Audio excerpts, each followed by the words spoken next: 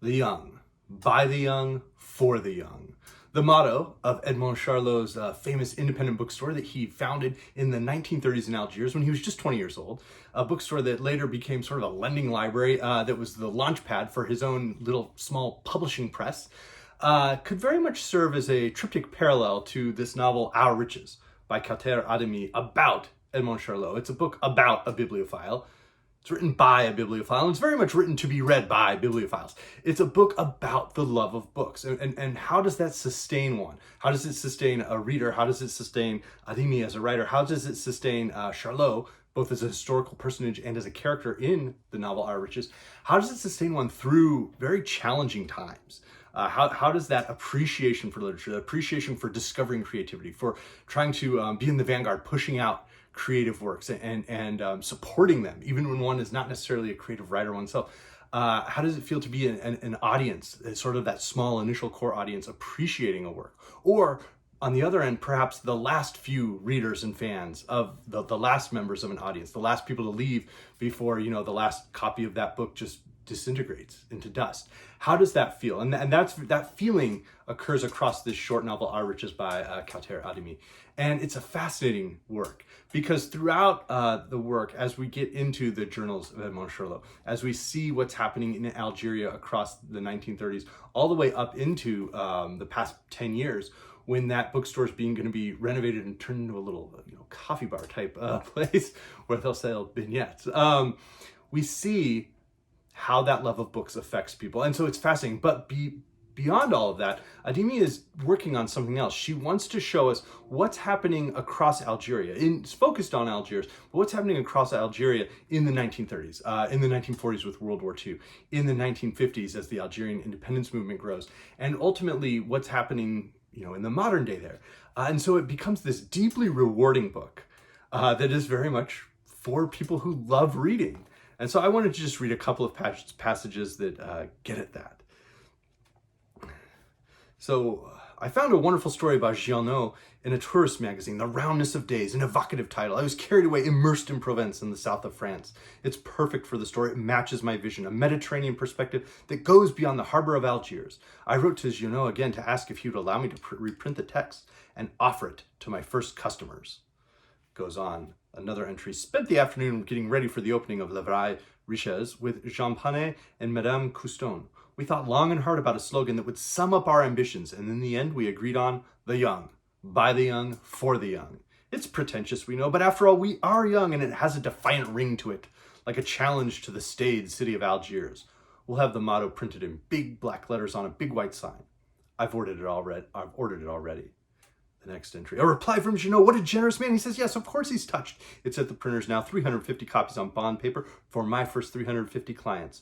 Am I being too ambitious? No. This is going to work. And we're going to see that it doesn't always work.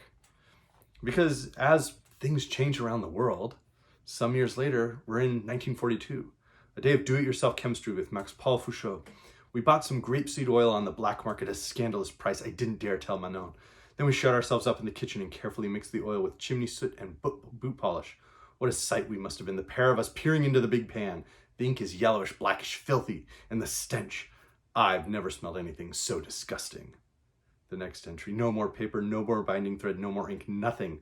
I wander around the city in search of any material that will enable me to go on publishing and printing. Leaves, earth, mud. I don't know what to do anymore. It goes later on, several more entries later. Visited my printer, Emmanuel Andreo. He's doing his best, but the results are catastrophic. He warned me. Your books won't last. The ink we're using eats into the paper from both sides. It also has a lingering, acrid smell. But what can I do?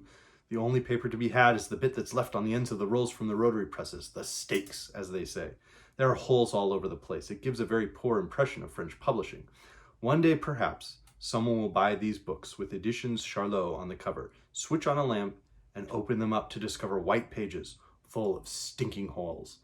And it goes on to explore what are those other challenges? What does it mean to be running this independent publishing house when there's no paper to be had, when you have an author who you owe money to? And there are little Easter eggs that pop up. Jean Giono is certainly present across these pages. Other French writers, Guy pops up at one point. But most famously, Albert Camus, who's one of the early writers that the real life Charlot really pushed forward and supported and published. And so seeing that across the decades that this book covers is a fascinating component.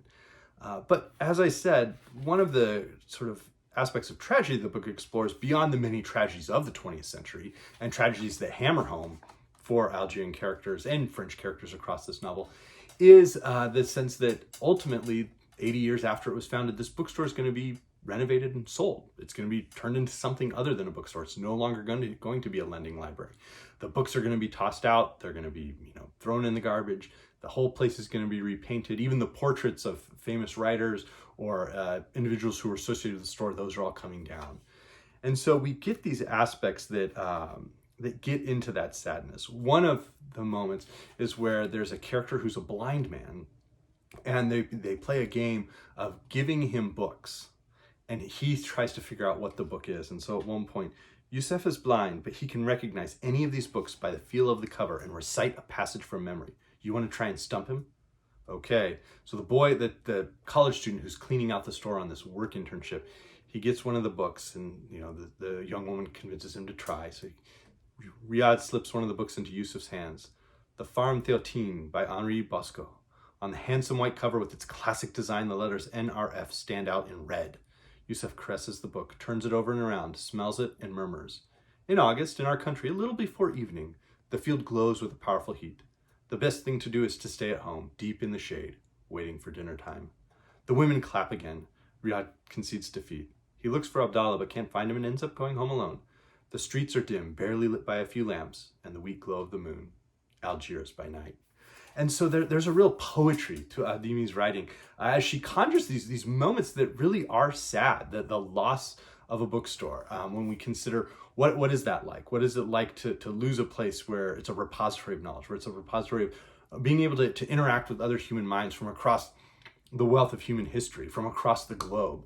And what does it mean to lose that? And what does it mean that the person who can't actually read any of the books anymore can still appreciate them and has retained them in his memory and can quote them? How fantastic is that? What does that mean for us as readers, as aging readers? And so the questions that this book provokes are fascinating. And yet beyond all these questions around reading and around being a bibliophile and the hardships of publishing and creativity are the real aspects of Algerian history, of Algerian independence. And so one of the pages has this fascinating moment where they talk about the founding of the Algerian football team, the soccer team. All three are from Sétif. Since the massacres in May 45, things have been going round and round in their heads. They asked Rashid to join them in founding the Algerian national soccer team. He would have to leave France in secret and give up everything, his friends, his hopes of playing in the World Cup, all to join a team that doesn't exist in a country that doesn't really exist either. Rashid says yes straight away. The other two are thrilled. They've been told to give him money if necessary, but Rashid asks for nothing. He's in the French army, but he's prepared to desert and give up the idea of winning the World Cup. He's only 21. Did I say that? Okay, all right. Are you going to shut up now? These boys who are telling this old man they don't care about this. There are 10 of them altogether who make the same decision. They cross the Swiss or Italian border and make their way to Tunisia. The risk they took was huge. French goal. It was all in the papers. 9 French Muslim players from Algeria desert their teams. The FLN team, Algeria's fighting team. The things went crazy. The secret hadn't leaked. Nobody knew, not even the FLN apparently. It was in the news for 3 days on radio stations all around the world. The French were furious. The whole world was hearing about us. When did that ever happen? The team that was formed on a sandlot went on to tour the world. 65 victories. France pressured the FIFA to stop them playing, but plenty of countries ignored the ban. People loved the story, and it was moving to see those guys. They advanced the Algerian cause by 10 years. And so, and then he goes on to talk about leading, political leaders in the nascent Algerian nation. And so those aspects that push through on these pages are fascinating. There are so many aspects of Algerian history, of French literature, of Algerian literature that come through across these pages in just these quick brushstrokes. That's probably the single most detailed one around Algerian history. One other focuses on a photograph that's in the store that ends up being tossed out that shows the leaders of the Algerian independence movement together, some of whom would later be imprisoned, and how they sort of just got together for this picture and straightened up ties to take it. So those aspects of history, of culture, and the passion that the characters have in this novel for their history, for their culture, is just this extra complement that adds this deep humanity to the other questions that Adimi is raising across this novel. So I really enjoyed it. I thought it hit so many different aspects of what I can appreciate in a novel. So I would highly recommend it. It was written in French, but it was translated into English, and it was written in the past, I want to say 5-6 years. Adimi herself is from Algeria. She grew up there and then spent part of her childhood in France, but then moved back to Algeria and went through the University of Algiers, now lives in France again in Paris. So she's able to sort of tap into both aspects of the settings she sets in this novel and her own Algerian culture and history. So it was really quite amazing. I'm looking forward to reading other works by her. And let me know if you've read this one or if you have other works from Algerian writers that you really enjoy. So I hope everybody's doing well. Thanks.